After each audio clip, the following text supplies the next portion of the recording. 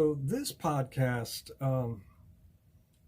has to do with the history of pandemics, not with the current pandemic that is traversing the globe at this time. What I'd like to do is just give you some information with respect to what are pandemics. So, what are pandemics? So, a pandemic is a global disease outbreak. It differs from an outbreak or epidemic because it affects a wider geographical area, often worldwide. Pandemics cause infections in greater number of people than an epidemic. A pandemic is often caused by a new virus or a strain of virus that has not circulated among people for a long time. So, obviously, you have outbreaks, epidemics, but in history, we've had 20 pandemics. That is, if you include the prehistoric epidemic, which archaeologists claim wiped out a region in China over 5,000 years ago. So, what is the difference between an epidemic and a pandemic? An outbreak is called an epidemic when there is a sudden increase in cases. As COVID-19 began spreading in Wuhan, China, it became an epidemic because the disease then spread across several countries and affected a larger number of people. So we are living in a pandemic. Now, as far as pandemics go, the top 5 pandemics.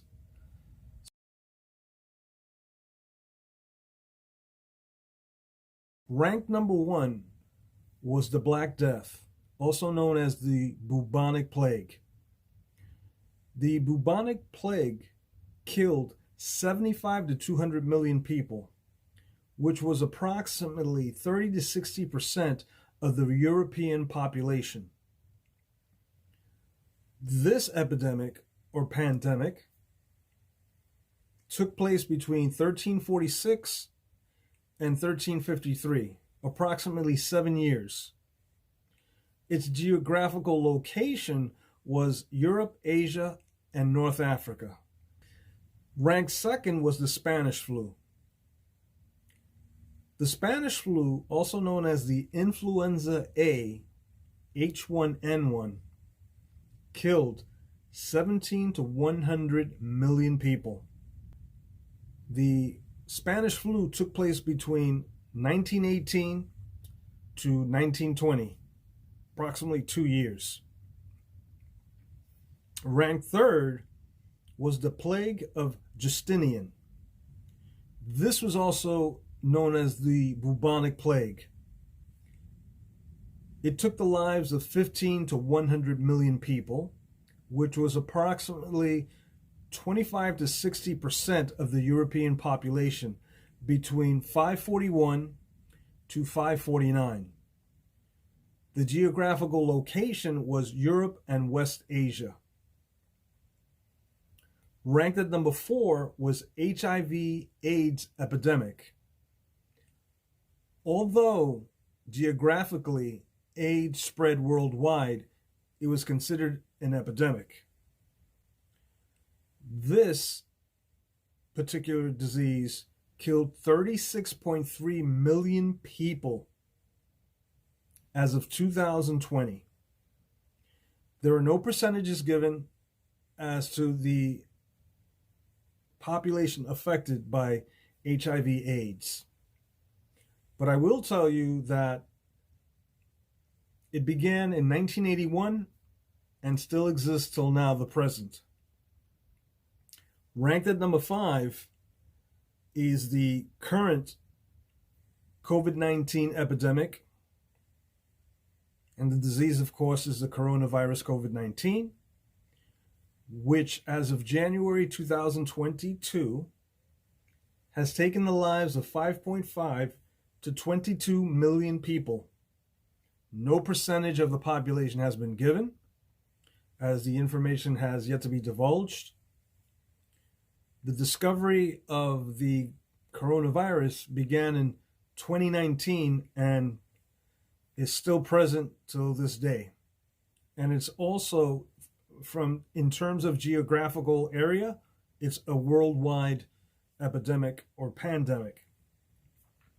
So that's kind of like a brief history of pandemics in general.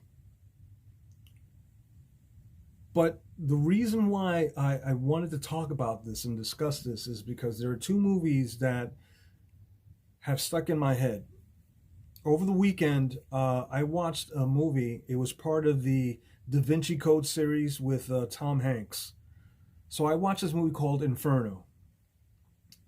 The premise of this movie is that there is a scientist who creates a disease that he will unleash onto the globe to basically thin out the population.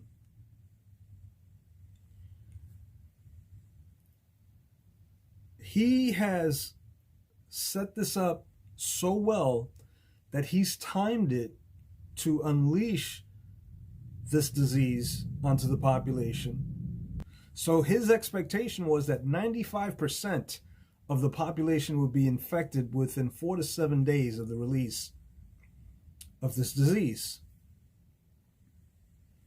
Now, again, this movie was very well made, and I was very curious as to the person that, the creative mind behind that movie.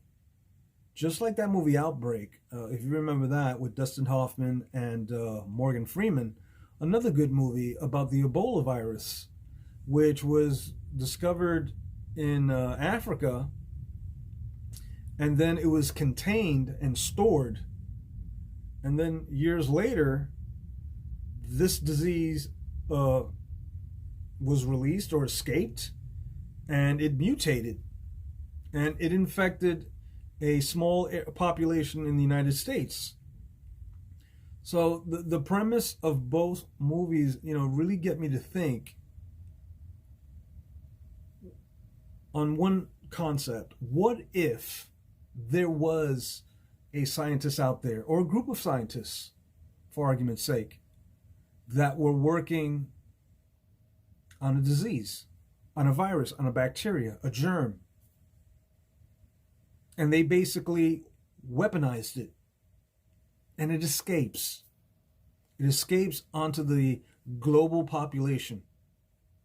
What would that effect be? Would it be very similar to what we're seeing now in the present 21st century, where we have mandates, vaccines, and business closures, school closures, basically isolating the population from one another? When you come to think of it, what if something like that happened?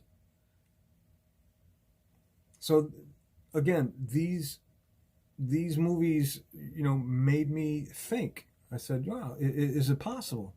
Could something like that happen now? And if so, are those movies that were made years ago a prediction of what our future holds for us? Which kind of reminds me of the Georgia Stones, if anybody's familiar with that. There are 10 principles sandblasted on these capstones in Georgia. They're called the Georgia Stones. And the inscriptions on the guide stones are meant for current and future generations.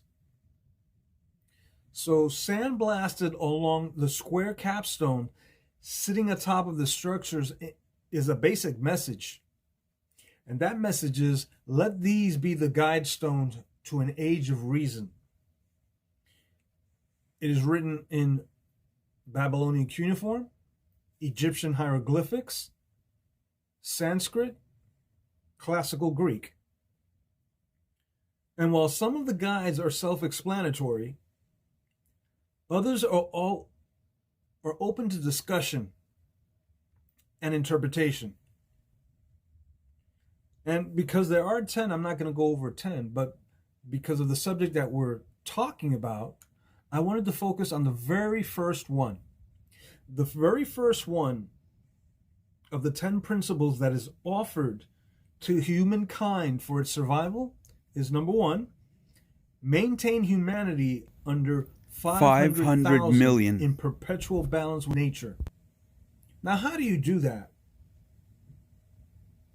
Because obviously, if you're talking about nature, if that's what you believe in, nature doesn't have a clock that says, well, it's time to depopulate the planet because there's too many people. And if you think about outbreaks, epidemics, pandemics, some will argue that these are things that naturally occur in nature. But I beg to argue that it may occur naturally in nature once it's triggered by humankind. Because as human beings, how well do we practice personal hygiene? How well do we practice good sanitation? If you walk down any street, hey, I'll give you a very good example. In San Francisco, if you walk down the streets in San Francisco, there are people that defecate on the street and urinate on the street. And that's not good sanitation, obviously.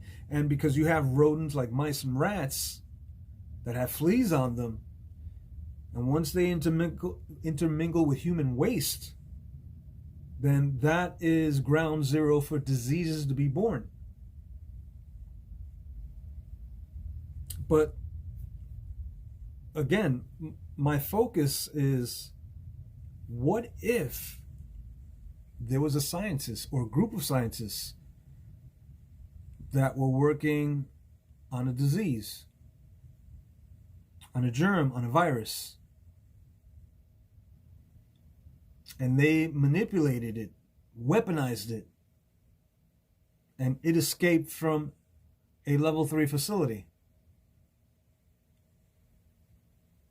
Would it be very similar to any of those aforementioned movies that I was talking about? Is it possible that there's someone out there, or even a government out there, that would unleash that type of disease, virus, germ, bacteria onto the population for the sake of controlling the population growth? It's something to think about. And some will say, oh, well, you're talking crazy. That's conspiracy theory. Okay, it might be at that. But again, I pose the question, what if? Is it possible that it could happen now? Has it happened now?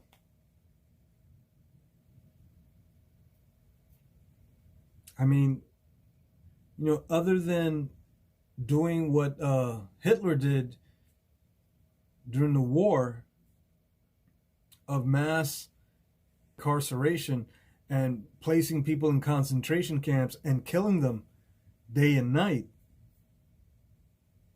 how else do you control the population?